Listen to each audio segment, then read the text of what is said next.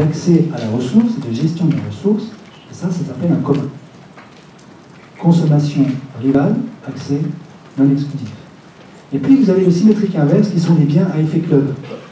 Consommation non rivale, accès exclusif. Alors l'exemple paradigmatique, c'est un club d'échecs. Si je vais jouer dans un club d'échecs, ça n'empêche pas Manon de jouer aux échecs, je sais qu'elle adore jouer aux échecs. Au contraire, ça lui fait un partenaire de plus pour jouer aux échecs. Donc c'est pas elle ou moi, c'est elle et moi. En revanche, pour accéder au club d'échecs, il se peut qu'on me demande des frais d'inscription que je ne sois pas en mesure de payer, donc je peux être exclu de l'accès. Donc l'accès peut être rendu exclusif. Club d'échecs. Alors évidemment, vous avez d'autres biens avec le club, vous connaissez tous, c'est ça. Si je suis seul au monde à avoir un téléphone, ça n'a aucun intérêt, parce que personne ne peut m'appeler, je ne peux appeler personne. Si nous sommes 7 milliards à être reliés au réseau, ça devient très intéressant. Là, c'est un bien à effet club. Internet est un bien à effet club, etc., etc. Les réseaux sociaux, etc. Ça va? Et donc, on a 4 catégories de biens maintenant, dans la vision du monde d'Elinor Ostrom. On a les biens privés, la bouteille. On a les biens publics, le soleil. On a les biens communs, les poissons dans un étang. Et on a les biens à effet club, le réseau téléphonique. Et avec ça, vous avez, disons, une taxonomie de l'univers, des ressources, qui devient beaucoup plus intéressante. Et vous pouvez commencer à vous demander quels sont les biens privés, les biens communs, les biens publics, les biens effet club dans ma société, à Strasbourg. Ce qu'a fait Elinor Ostrom, c'est un travail passionnant qui a consisté à aller regarder sur le terrain les communautés humaines qui avaient réussi à gérer de manière efficace les biens communs.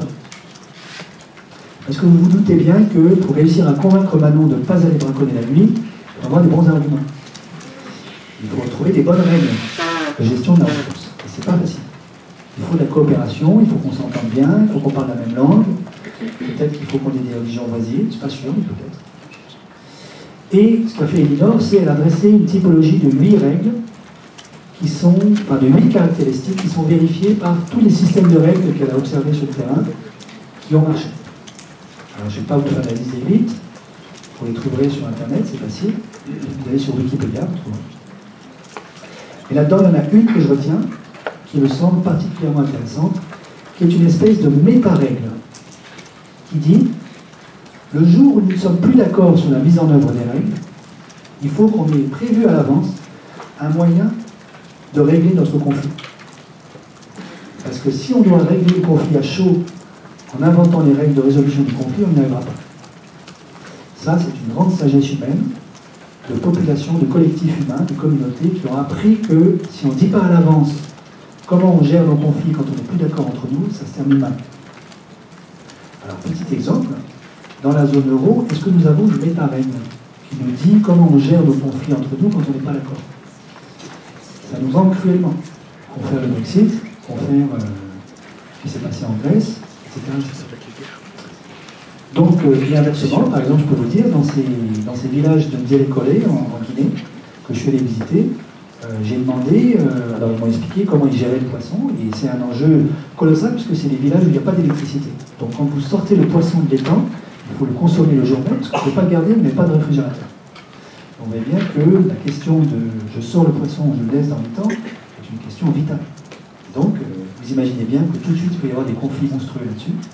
Donc les villageois ont organisé des règles extrêmement fines pour se mettre d'accord sur ces opérations. Et j'aurais dit, mais il arrive forcément un jour où vous n'êtes pas d'accord, même sur l'application des règles. Vous voyez, c'est un conflit d'interprétation sur les règles. Et comment vous faites? Ah, ils m'ont dit, ah, dans ce cas-là, on va aller chercher le vieux d'un village plus loin, à côté, qui n'a rien à voir avec notre communauté, qui n'a rien à voir avec nos étangs, qui n'est pas de notre famille, qu'on connaît vaguement, dont on connaît la sagesse, et à qui on demandera de trancher le conflit pour nous. Alors, vous voyez, c'est une manière de faire, bon, mais je trouve que c'est une manière d'une sagesse incroyable. En fait, ces populations-là sont beaucoup plus sages que les juristes qui ont construit l'Union européenne et la zone euro. D'une certaine manière. Parce qu'elles ont prévu des portes de sortie dans le cas d'un conflit impossible à résoudre dans la communauté.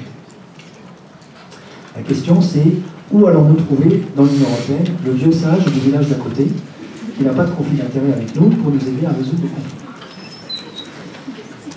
Voilà pour le travail qu'a fait Elinor Ostrom, c'est la deuxième partie. Troisième partie, les défis et les problèmes que ça pose. Première remarque, vous avez des tas de ressources pour lesquelles c'est bien difficile de dire si elles sont privées, publiques, communes ou bien à effet club. Je prends l'exemple d'une piscine. Si vous êtes habitué à aller nager à la piscine, vous y allez à l'heure du déjeuner par exemple, vous savez qu'il faut apprendre à slalomer quand on nage, parce que vous avez des gens qui nagent dans tous les sens, c'est bien difficile de faire respecter les lignes de natation, et tout le monde nage pas à la même vitesse, donc il y a des gens qui se doublent, etc. Et donc vous avez un problème de congestion. Donc c'est pas un bien purement privé, parce que si Manon va nager, ça ne m'empêche pas de nager, mais s'il y a 150 Manon qui vont nager en même temps dans la piscine, ça devient un problème pour moi. J'ai du mal à nager. Il y a un problème de congestion. C'est pas complètement rival, mais en même temps, on ne peut pas dire que ce soit non rival. Et puis la piscine, vous pouvez très bien la rendre gratuite, payante, vous pouvez fixer le niveau, vous pouvez dire telle personne doit payer, pas telle autre, etc. Donc en fait, vous pouvez choisir le statut de la piscine. Vous pouvez en faire un bien privé, vous pouvez en faire un bien semi-public, vous pouvez en faire un commun, etc. Même chose pour les autoroutes. Vous voyez bien qu'il y a un problème de congestion sur les autoroutes. Si vous êtes habitué aux embouteillages autour du péage de Saint-Arnaud, vous savez ce que c'est. C'est sûr qu'il y a à Strasbourg des zones noires où vous avez constamment des embouteillages. Je ne les connais pas, ou je ne les connais plus, mais vous allez en avoir. Et vous savez qu'on peut privatiser les autoroutes, c'est ce que nous avons fait. Vous savez qu'il y a un plan de privatisation des routes nationales en France, qui est discuté en ce moment. Bientôt, on va nous faire payer à chaque fois qu'on sortira de notre maison, parce qu'on sera sur une route privatisée. Je dis ça sur le mode de la plaisanterie, mais vous voyez bien que la folie de la privatisation du monde peut aller très très loin. On pourrait imaginer, et si un jour ça arrive, pensez-y, on pourrait imaginer de privatiser la Caisse des dépôts et consignations. La Caisse des dépôts gère un trésor qui s'appelle le livret A. Nos banques privées, depuis des années, disent quand même, la Caisse des dépôts c'est public, donc c'est mal. Nous sommes tellement bons pour gérer l'argent et l'épargne des autres que ce serait quand même à nous de gérer le livret A. Les banques privées ont obtenu le droit de gérer les livrets A à part égale avec la Caisse des dépôts, mais ça ne suffit pas, il faudrait qu'on retire le livret A des mains de la Caisse pour le leur donner. C'est pas impossible que ceci arrive un jour. Si on fait ça, on détruit la Caisse des dépôts, qui a été fondée en 1816 et qui a financé la France depuis 2 siècles. Tout ce qui s'est fait en France de significatif a été au moins cofinancé par la Caisse des dépôts. Si un jour on casse la Caisse des dépôts, on casse le bras financier de l'État français. Mais c'est possible qu'une certaine idéologie de la privatisation du monde, qui croit que tout ce qui est privé est mieux que ce qui est public, commun ou club, nous incite à le faire un jour. Je ne dis pas que ça va arriver, je dis que c'est possible, que ce serait, à mon avis, une grosse bêtise. En ce moment, on parle plutôt de la privatisation de l'aéroport de Paris. Donc vous voyez bien que, en fait, c'est une décision politique de faire d'une ressource un bien privé ou un bien public, ou un commun ou un bien club. En fait, aucune ressource n'est intrinsèquement privée, publique, club ou commun. Je prends un autre exemple, c'est l'éducation. L'éducation en Europe a été très longtemps un bien privé. Avant, il n'y avait que les nobles, qui avaient les moyens, qui louaient les services d'un précepteur, qui donnait des cours aux enfants de la famille très très privilégiée. C'est comme ça qu'Aristote a pu se nourrir, par exemple. Et puis, les Jésuites, par exemple, ont contribué à cette éducation privée, ils en savent quelque chose. Et puis, fort heureusement, à mon avis, au XVIIIe et au XIXe siècle, l'État a dit, maintenant, c'est quand même l'État qui va s'occuper de l'éducation de nos chères têtes blondes. Et il a essayé de faire en sorte que l'éducation devienne un bien public. Et d'une certaine manière, la mise en scène de nos classes d'école dit ça. C'est comme une nef d'église, si vous y réfléchissez, c'est comme une église. Sauf qu'à la place du prêtre, vous avez un instituteur. Et tout le monde est rangé, assis en rang, comme à l'église, à la nef, devant l'instituteur. Donc c'est en fait une mise en scène architecturale, une compétition entre une éducation et une formation privée, dans l'église avec monopole, versus une éducation publique. Et les fameux conflits de Don Camillo entre l'instit du serment de la République et le curé du village, c'est ça. C'est l'éducation sera-t-elle assurée par le curé du village ou par l'instituteur? Est-ce que c'est un bien privé ou un bien public? Donc, aujourd'hui, dans la République française, on a plutôt l'habitude de penser que c'est un bien public. Hein, Et tout jésuite que je sois, je pense quand même qu'elle doit rester un bien public, c'est une bonne chose. Mais vous voyez aussi que si, au fil des décennies, vous réduisez les crédits accordés à l'enseignement, y compris l'enseignement supérieur, et vous laissez l'enseignement supérieur se dégrader, petit à petit, vous la retransformez en un bien privé. Et par exemple, le succès que rencontre l'enseignement privé catholique, dont évidemment, comme jésuite, je me réjouis, c'est une bonne chose, bien sûr, dit quelque chose du fait qu'une certaine élite a bien compris que l'avenir, c'est que l'enseignement public. On est en train de reprivatiser à voix basse l'éducation en France. Ça, c'est un choix de société. C'est pas inscrit dans l'histoire, on peut en débattre, on peut choisir de continuer, on peut choisir d'arrêter et de faire autre chose. Et donc, ça veut dire qu'il y a une décision politique qui consiste à attribuer un statut à tel ou tel bien. Question que ça pose, quels sont les biens que nous voulons conserver comme des biens privés? Quels sont les biens que nous voulons ériger en biens publics, dont nous voulons confier la gestion à l'État? Quels sont les biens dont nous voulons faire des biens communs? Et quels sont les biens dont nous voulons faire des biens clubs? C'est ça un vrai débat de politique publique aujourd'hui. Alors si vous pensez aux grandes catégories de Karl Polanyi, grand économiste hongrois, des années 30 et 40, Karl Polanyi, à son époque, avait diagnostiqué 3 grandes catégories de ressources qui sont la terre, donc ça c'est toutes les ressources naturelles, l'eau, les minerais, la biodiversité, les produits agricoles, etc. Le travail et la monnaie. Alors, les ressources naturelles, j'en ai déjà beaucoup parlé, c'est l'enjeu décisif de la crise écologique. Et je veux dire un mot sur le travail parce qu'on n'y pense pas a priori. Nous autres économistes, et moi le premier, nous sommes habitués à parler du travail comme d'un bien privé. Et on parle du marché du travail, une offre du travail, une demande du travail. Et si vous y réfléchissez une seconde, un travail qui serait vraiment un bien parfaitement privé, c'est quoi? C'est l'esclavage. En droit romain, les esclaves étaient des choses, des restes, qu'on pouvait échanger sur le marché. C'est vrai. On a mis 19 siècles pour s'en débarrasser. On s'en est pas complètement débarrassé. Vous savez qu'il y a environ une trentaine de millions d'esclaves au sens technique du terme sur cette planète aujourd'hui, 30 millions, la moitié de la population française, qui sont échangés aujourd'hui sur des marchés, et pas simplement en Libye, un peu partout dans le monde, plus toute une série de gens qui ont des statuts intermédiaires. Ce n'est pas des esclaves au sens technique du terme, on ne peut pas les acheter et les vendre sur le marché, mais ils ont un quasi-statut d'esclave. Confère les malheureuses femmes qui sont mortes au Rana Plaza en 2013, dans cet immeuble qui s'est effondré au Bangladesh, et qui travaillaient pour 3 francs 6 sous dans des conditions absolument inhumaines. Et donc, si nous ne croyons pas que le travail soit un bien privé, comment est-ce qu'on organise le travail comme un bien commun? Si on pense que ça doit être un bien commun. Vous voyez, ça pose une question pour nous autres économistes que je trouve extraordinaire, c'est quelles sont les institutions qui nous permettent d'organiser le marché du travail comme quelque chose qui n'est pas justement un lieu où on échange une marchandise privée. Alors ça pose des questions aussi considérables au droit du travail, au droit social. Ça nous oblige, nous, économistes, à discuter avec des juristes, avec des anthropologues du travail, etc., etc. Même question à propos de la monnaie. La monnaie, pendant des années, a été un bien public, puisque la seule institution qui avait le droit de frapper monnaie, c'était l'État, le roi. Et puis, au Moyen-Âge, vous le savez sûrement, l'État, le roi, a aussi délégué à certaines bonnes villes le droit de frapper monnaie.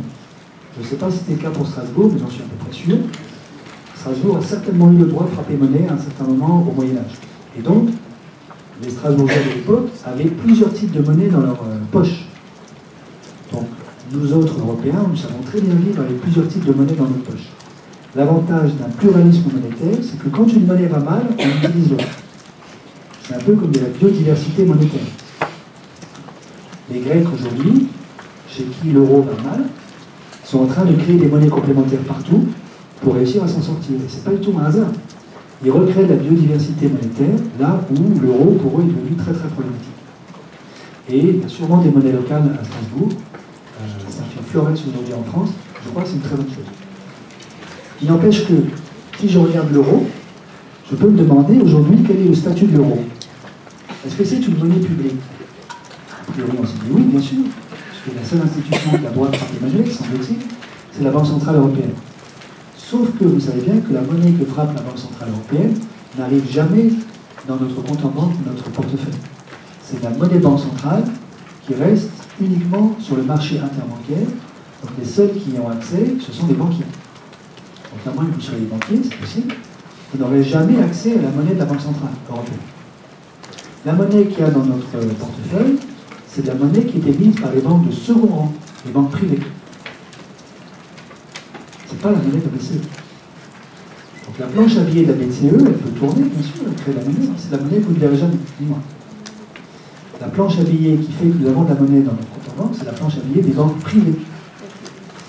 Donc les institutions qui produisent la monnaie, qui créent la monnaie, avec laquelle nous vivons tous les jours, vous et moi, ce sont des banques privées.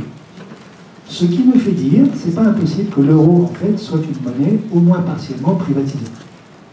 D'autant que la BCE, qui produit la monnaie banque centrale, dont dépendent quand même, bien sûr, les banques privées, c'est pas indépendant, sauf que la BCE, elle ne répond pas devant un organe politique démocratique de ce qu'elle fait. Ça, c'est le fameux, la jambe de la Constitution européenne qui manque, c'est la jambe politique. On a fait le marché unique, on a fait la monnaie unique, on n'a pas fait la jambe politique. C'était le grand pari de Jacques Delors et de toute son équipe qui était de dire on va construire une Europe sur une jambe, quand on n'arrive pas à marcher sur une jambe, on va tomber, et on va forcément faire la deuxième jambe, la jambe politique. Une espèce de ruse hegelienne. On va faire un truc qui ne marche pas, et ça va nous obliger à faire un truc qui marche. Avec l'idée, et je veux bien croire que c'était vrai, à l'époque, dans les années 90, c'était très compliqué de convaincre nos amis allemands de passer directement à un fédéralisme politique. Donc, on est allé à une solution plus facile apparemment, qui était une union monétaire, en se disant, évidemment, ça ne suffira pas, donc on fera l'union politique après.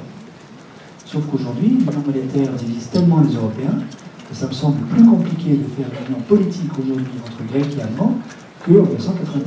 Mais on pourra y revenir si vous voulez. Toujours est-il que la BCE, qui frappe monnaie, la monnaie banque centrale, n'a pas de vis-à-vis politique démocratiquement élu auquel elle soit elle-même assujettie. Elle rend compte plus ou moins de ce qu'elle fait auprès du Parlement européen. Le Parlement européen n'a pas le droit de lui dire ce que vous faites là, c'est faux, c'est pas juste, etc. Et la BCE, par exemple, prend des décisions dont il n'est pas clair du tout que le corps social européen serait d'accord, enfin les approuverait. Je donne un exemple, au moment du référendum grec de juillet 2015, organisé par Alexis Tsipras, le Premier ministre grec a posé la question aux citoyens grecs, voulons-nous continuer à mettre en œuvre les mesures d'austérité exigées par les créanciers? Les Grecs ont répondu majoritairement non, à 61,5% des voix. Le soir même, Tsipras a dit, nous allons mettre en œuvre les mesures d'austérité exigées par les créanciers. Ce qui est un déni de démocratie majeur. On peut penser ce qu'on veut de la pertinence des mesures d'austérité, mais on ne peut pas nier que les Grecs ayant voté à 61,5% non, c'est quand même bizarre que celui qui a pris l'initiative de faire ce référendum dise bon, ben, on va faire le contraire. Pourquoi a-t-il fait ça? Parce que depuis une semaine, à ce moment-là, en juillet 2015, la BCE avait coupé l'alimentation en euros des banques grecques. Pourquoi l'a-t-elle fait? Alors, quand j'interroge les juristes qui travaillent pour la BCE, ils disent ah, il y a des tas de raisons très très compliquées. La vérité, je vais vous la dire, c'est que c'était un moyen de faire pression sur les Grecs, de leur dire si vous ne faites pas ce que dit le créancier, ça va mal se passer pour vous. Parce que quand vous n'avez plus d'alimentation en euros, vous n'avez plus de monnaie. Donc pendant une semaine, les Grecs n'avaient plus accès aux euros au guichet de banque. Donc les retraités ne pouvaient plus retirer leur retraite, les salariés ne pouvaient plus retirer leur salaire, des dizaines de PME faisaient faillite tous les jours depuis une semaine. Et la BCE, en fait, avait prévenu Tsipras en janvier 2015, si vous ne faites pas très exactement ce qu'exigent les créanciers, nous interromprons l'alimentation en euros de vos banques. Il se trouve que Tsipras n'a pas cru la menace crédible, et 6 mois après, au moment du référendum, il a dû se rendre compte que en fait, la menace était déjà mise à exécution. Et pour bien faire sentir que la menace était réelle, bien que le soir même du référendum, Tsipras ait annoncé qu'il allait mettre en œuvre une mesure d'austérité, la BCE a conservé l'interruption de l'alimentation en euros pendant une semaine. Donc les Grecs ont vécu pendant 15 jours sans euros. Je pense que nous, en France, au bout de 3 jours, on a des gilets violets dans la rue. Voilà. La question, c'est à quel titre la BCE s'est-elle permis de faire ça? Comment se fait-il que la BCE puisse intervenir dans les débats politiques et faire pression sur un gouvernement pour qu'il mette en œuvre, à tort ou à raison, peu importe, les mesures d'austérité? Vous voyez bien que du coup, elle prend un rôle politique qui n'est pas du tout celui qu'on lui a accordé, c'est pas du tout celui qui lui a donné les traités. Simplement, il n'y a personne en face, il n'y a pas de corps politique européen pour lui dire c'est pas du tout ton boulot de faire ça. Quand elle fait ça, elle répond aux intérêts de qui? Les créanciers, évidemment. Ils sont des intérêts publics, privés, communs. Ils sont des intérêts privés. Voilà. Et donc c'est ce qui fait dire que peut-être qu'en fait nous avons privatisé l'euro en zone euro.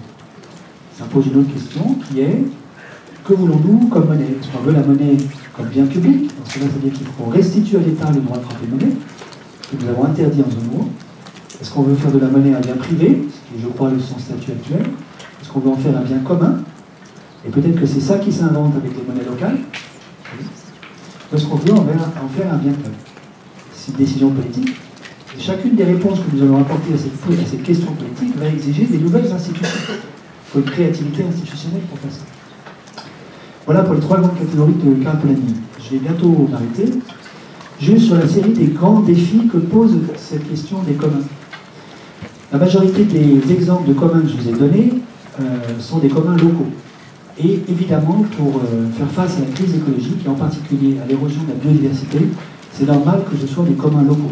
Alors par exemple, les systèmes d'irrigation partagés, les systèmes d'eau partagés, ça, par exemple, l'Agence française de développement le pousse beaucoup. On incite les communautés locales à gérer de manière commune, communautaire, l'accès à l'eau potable. Et notre expérience, c'est que ça marche beaucoup mieux que la privatisation de l'eau ou que la gestion de l'eau par la puissance publique. À telle enseigne que lorsque la PAS en Bolivie a connu le désiro, c'est-à-dire il n'y avait plus d'eau, pendant l'été 2016, en fait, les bourgeois du centre-ville n'avaient plus d'eau, mais les pauvres de la banlieue de la PAS, qui s'étaient organisés en petites communautés gérant chacune de manière autonome sa source d'eau, ont continué à avoir de l'eau. Donc la gestion commune de l'eau, ça marche beaucoup mieux que la privatisation ou la transformation de l'eau en bien public. Et puis nous poussons également toute une série de projets agroécologiques qui doivent être traités comme des communs. Je donne un exemple, les rizicultures dans la mangrove de Prenap au Cambodge ont été détruites par une inondation. Donc on aide les Cambodgiens à refaire du riz à cet endroit-là. En fait, ce qui est le plus efficace, c'est qu'ils organisent la riziculture comme un commun. Simplement, ça suppose de la créativité et de l'inventivité institutionnelle. Il faut trouver des règles, il faut que les gens s'assoient autour de la table, il faut qu'ils apprennent à se parler. C'est un autre univers. Et il faut que les économistes apprennent à travailler avec les anthropologues, les sociologues, les politologues, pour que ça puisse se faire. Tout ça, c'est des exemples locaux. La question qui m'est souvent posée, c'est oui, mais le climat, c'est un problème global. Ou bien, autre exemple, la faune halieutique dans nos océans. Vous savez que les poissons sont en train de disparaître de nos océans. Si nous continuons la pêche industrielle en eau profonde et si les océans continuent de s'acidifier comme ils le font actuellement parce qu'ils absorbent de plus en plus de CO2 à cause des émissions de CO2, du réchauffement climatique, alors ça brise les chaînes trophiques de reproduction des poissons et les poissons disparaissent. Par exemple, au large du Canada, la morue, qui a fait la prospérité de la pêche canadienne pendant des décennies, a complètement disparu. On essaye à intervalles réguliers de la réintroduire et on n'y arrive pas. Les océanologues nous préviennent, si on continue, entre 2040 et 2050, il n'y aura plus de poissons comestibles dans nos océans. Ça, c'est un bien. Est-ce que c'est un bien privé? Alors la réponse, à mon avis, est non, parce que c'est justement la privatisation du poisson qui supprime la ressource. Est-ce que c'est un bien public? La réponse est non aussi, parce que heureusement, il n'y a pas d'État mondial. Xi Jinping n'est pas encore le chef d'État de la planète pour gérer les poissons. Donc est-ce que c'est un bien commun? Peut-être, mais pour ça, il faut inventer des institutions capables de gérer comme un commun. Or, c'est un commun qui n'est pas local, c'est un commun global. Sommes-nous capables de construire de telles institutions? La réponse est je n'en sais rien, mais j'ai un exemple qui montre que ça n'est pas impossible. Cet exemple s'appelle DMDI en anglais, qui est un acronyme pour Drugs for Neglected Disease Initiative. Une initiative pour produire des médicaments pour les maladies négligées. Le constat, c'est que vous avez toute une série de maladies qui sont négligées par le secteur pharmaceutique privé, traditionnel, parce qu'il n'y a pas de demande solvable pour acheter ces médicaments. Exemple, l'hépatite C dans les pays du Sud, exemple, l'hépatite C en Égypte. L'hépatite C en Égypte fait des ravages. La thérapie contre l'hépatite C en Europe, c'est 2 000, 3 000 euros par personne. Il y a beaucoup d'Égyptiens qui sont atteints d'hépatite C qui sont incapables de payer ça. DNDi a construit un réseau international où collaborent des laboratoires pharmaceutiques privés, des centres de recherche publics, des États qui ont mis de l'argent sur la table, des ONG de médecins, notamment Médecins du Monde, Médecins sans frontières, et des ONG qui distribuent le médicament sur place. Le résultat, c'est qu'aujourd'hui, ils distribuent des thérapies contre l'hépatite C pour 400 $. Alors, c'est pas gratuit, mais c'est beaucoup moins cher que ce qu'on vend en Europe. Les Égyptiens peuvent aujourd'hui se soigner contre l'hépatite C pour 400 $. Vous allez me dire qu'il y a un rapport avec les communs. Ben, le rapport il est le suivant, c'est que la maladie, la bonne santé, du coup, est probablement un commun mondial. C'est l'expérience que nous avons tous faite avec la crise Ebola en 2014-2015. Si vous vous en souvenez, la crise Ebola naît au croisement du Sierra Leone, de Libéria et de Guinée-Conakry, dans les forêts profondes, là, à côté de Nzélékole. Pendant un an, la communauté internationale ne bouge pas, se disant c'est une flambée d'Ebola de plus, comme il y en a beaucoup malheureusement en RDC. Ça va tuer quelques habitants de la forêt. Bon. Pourtant, les ONG humanitaires, notamment Médecins sans frontières, tirent la sonnette d'alarme en disant c'est beaucoup plus grave que ce qui se passe en RDC. Mais la communauté internationale reste complètement sourde aux appels à l'aide des médecins, jusqu'au jour où une infirmière britannique qui revient de Guinée meurt en Grande-Bretagne d'Ebola. Et dans des conditions dramatiques, parce que si vous le savez, vous connaissez un peu les symptômes d'Ebola, vous mourrez dans des convulsions épouvantables. Et là, tout d'un coup, la communauté internationale occidentale réalise que peut-être les Occidentaux pourraient aussi être atteints par Ebola. Alors là, ça devient dramatique. Et en 15 jours, la Banque mondiale met $1 milliard sur la table pour stopper Ebola. 1 milliard, c'est 1/6 du PIB de la Guinée. Le PIB de la Guinée, c'est 6 milliards. Pensez bien que jamais la Guinée n'aurait pu mettre ça sur la table. Et on arrive plus ou moins à stopper l'épidémie d'Ebola en un an. Et donc, ce que ça nous montre, c'est que la bonne santé d'un paysan guinéen dans la forêt de Nzélékole nous concerne. Pour parler comme les économistes, il y a des externalités, y compris sur la santé, qui sont mondiales aujourd'hui. Ils ne sont plus locales. Entre autres, d'ailleurs, à cause de la globalisation et des bienfaits de l'avion, etc. C'est-à-dire que les virus, les bactéries se transportent partout. Donc, si nous voulons traiter la santé comme un commun, il faut gérer les institutions qui sont capables de la traiter comme un commun. Parce qu'il n'y a pas d'État mondial pour traiter la santé comme un bien public. Et DNDi, je crois, est un exemple d'inventivité institutionnelle qui permet de faire face à cet énorme défi. La question que ça nous pose, et je vais m'arrêter là pour les questions, c'est sommes-nous capables de faire preuve de la même inventivité institutionnelle que les médecins de l'MSF et les médecins du monde qui ont lancé DNDi pour les autres biens communs dont nous déciderions par un acte politique que ce doivent être les biens communs que nous voulons conserver pour l'humanité dans les années qui viennent. Et ça, je n'ai pas la réponse, c'est nous qui l'avons collectivement. C'est à nous d'inventer cette réponse et d'inventer la solution qui va avec cette réponse. Voilà, merci beaucoup.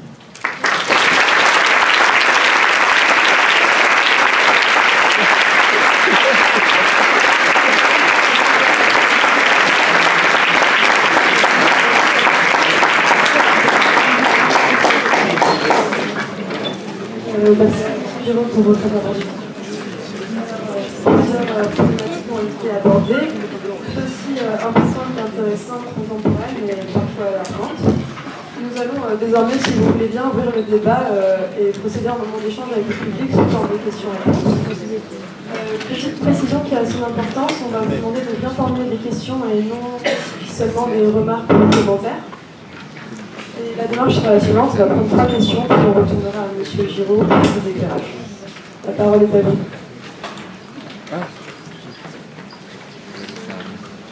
Bravo à l'étudiant qui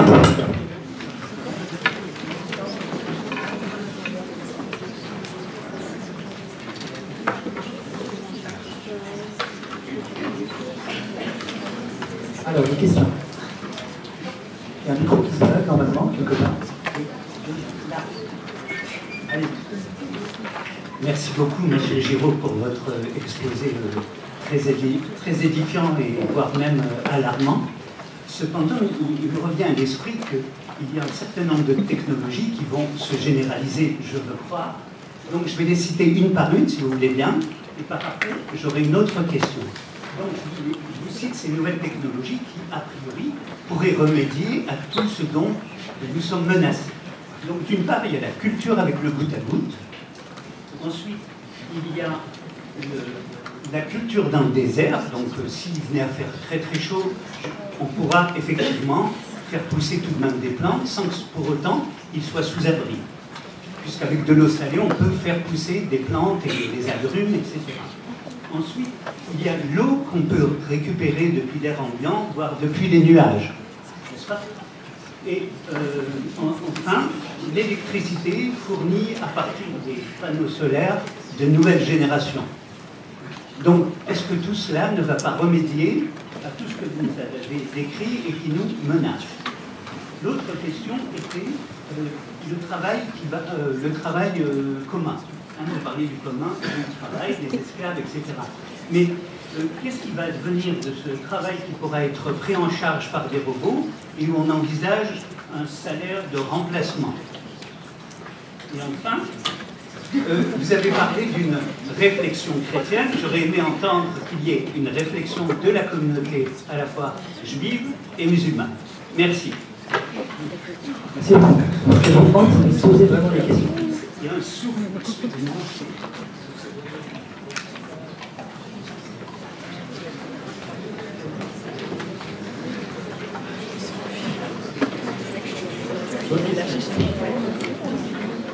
Bonsoir, merci beaucoup pour cette intervention. Alors ma question sera plus concise, enfin, c'est pas une critique. Simplement une question par rapport à la monnaie. Pour moi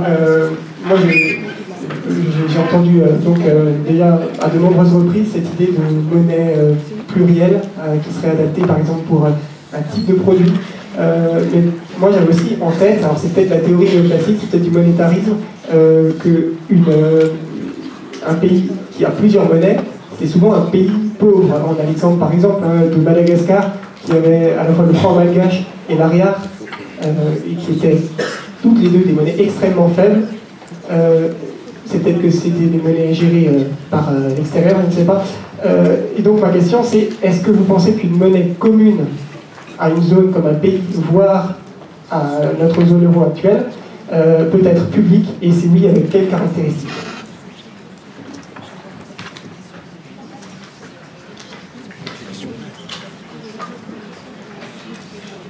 Ça marche, hein? Vous m'entendez? Non? Oui? Encore une question.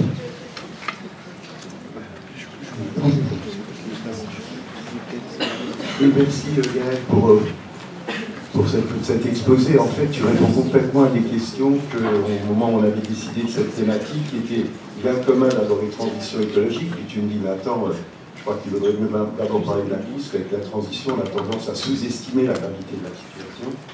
La seconde qui était de faire le lien avec les objectifs de développement durable et de la COP21, donc tu en as parlé à propos des communs globaux, et justement sur cette approche communs locaux tels que le montre Eliane Rostrom et de tas d'exemples qu'on a, moi j'ai même vécu sur des communautés villageoises en Kabylie, sur la gestion collective qui peut être faite.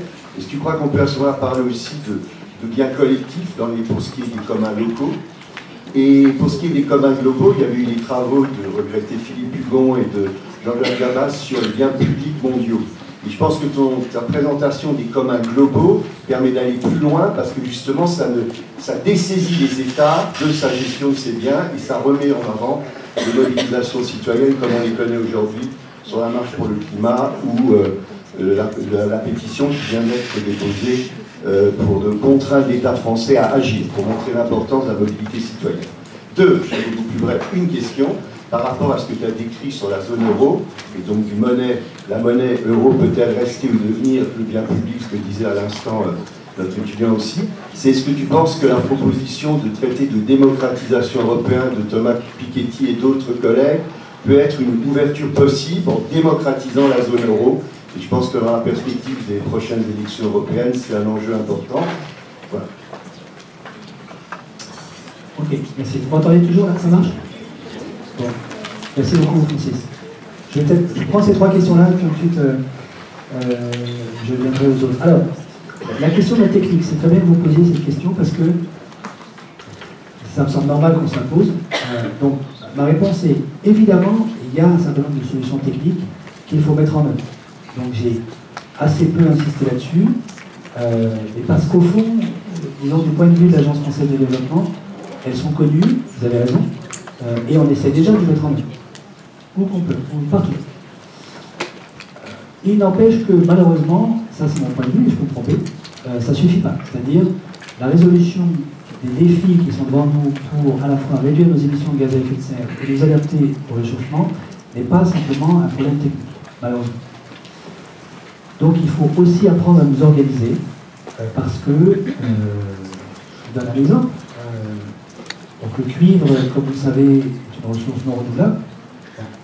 Chypre, pendant l'Antiquité, doit son nom au fait qu'il suffisait de se baisser pour gratter le sol et en trouver du cuivre. Aujourd'hui, les réserves de cuivre disponibles ont une densité de 1%, donc pour avoir 1 tonne de cuivre, il faut déblayer 100 tonnes de terre, ce qui demande beaucoup d'eau, beaucoup d'énergie. Ce qui fait que, par exemple, l'Amérique latine, qui a plein de réserves minières, pour une partie d'entre elles, ne peut plus les exploiter parce qu'elle n'a plus assez d'eau et d'énergie pour les faire. Donc c'est pas un problème technique. Il y a un certain nombre de ressources naturelles qui vont nous manquer. Le cuivre, on en a absolument besoin pour toute une série d'applications industrielles aujourd'hui, pour lesquelles on n'a pas de substitut. Et on va en avoir besoin encore plus dans les années qui viennent pour les infrastructures associées aux énergies renouvelables. Les infrastructures associées aux énergies renouvelables sont plus gourmandes en cuivre que les infrastructures associées aux hydrocarbures fossiles. Donc les géologues et les géophysiciens nous préviennent aujourd'hui, ils disent faites attention à l'usage que vous faites du cuivre, on va en avoir beaucoup plus besoin encore dans les années qui viennent qu'aujourd'hui. Or, la densité de ces réserves s'effondre dramatiquement. Pourquoi? Parce qu'on a déjà épuisé les autres. Les réserves qui étaient plus denses, on les a déjà épuisées. Donc les réserves qui restent sont moins denses. Et à mesure que les réserves qui restent sont moins denses, ça nous coûte de plus en plus en eau et en énergie. Donc évidemment, il faut recycler. Il faut évidemment trouver des solutions techniques pour avoir des substituts au cuivre dans les usages industriels. Et il faut préserver le plus de cuivre possible pour les infrastructures liées aux énergies renouvelables. Et vous voyez que faire ça, ce n'est pas juste un problème technique. C'est s'organiser complètement différemment. Faire du recyclage, par exemple, ça suppose d'arrêter ça. Parce que ces petits bijoux technologiques sont très gourmands en minerais et très difficiles à recycler. Une fois que c'est détruit, il faut ouvrir cette machine, sortir un à un tous les métaux qui sont dedans. Ça coûte beaucoup d'argent, ça coûte de l'énergie, ça coûte du temps. Si on veut recycler efficacement, il faut revenir à des produits low-tech, beaucoup moins sophistiqués que ça. Ça va être moins drôle, c'est sûr, je m'amuse beaucoup avec ce gadget, comme vous, mais si on veut recycler, il faut le faire. Et en plus, vous savez que le recyclage n'est pas la totalité de la solution, puisque le recyclage lui-même se heurte au problème très classique de la convergence de l'exponentielle vers zéro. Mettons qu'on arrive à recycler à 80% du cuivre, l'année suivante c'est 80% plus 30%, l'année d'après c'est 80% à la puissance 3, et ça converge très vite vers zéro. Donc le recyclage est impératif, il ne suffit pas, ça nous fait juste gagner du temps, et ça suppose une réorganisation complète de notre industrie pour qu'on arrête ce genre de petits trucs très séduisants. Et qu'on arrête l'obsolescence organisée de nos produits industriels, etc. Et vous voyez bien que ça, c'est pas juste un problème technique. C'est un problème conceptuel, politique, d'organisation de l'industrie, d'organisation de notre société.